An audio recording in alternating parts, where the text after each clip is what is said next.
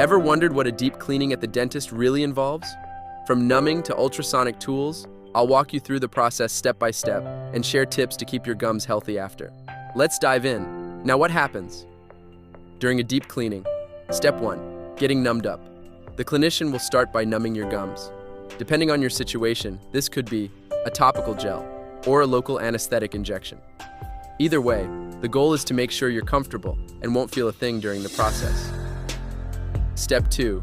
Ultrasonic scaling begins. The main tool they'll use is a water scaler.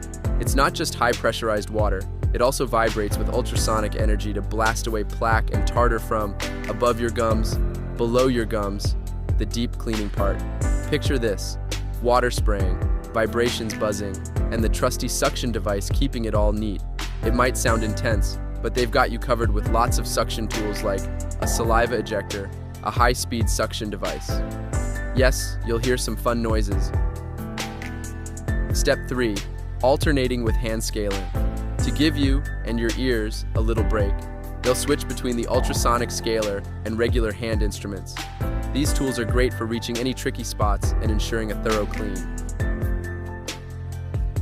Finishing touches. Once the cleaning is done, the clinician will double-check their work. They might use an explorer tool to ensure every spot is clean. Flossing confirms no tartar is left. Sometimes they'll even take an X-ray to be 100% sure. And that's it.